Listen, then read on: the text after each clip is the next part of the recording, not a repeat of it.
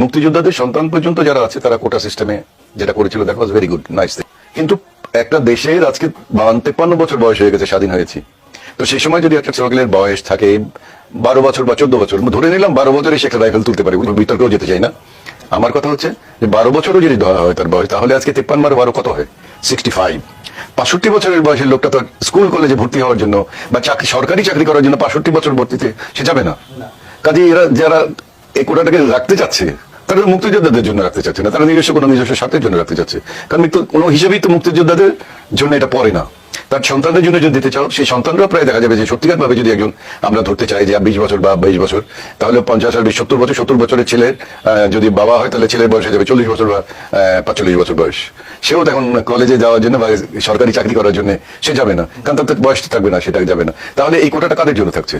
so এই কোটা for freedom fighters, এবং যেটা ফ্রিডম ফাইটারদের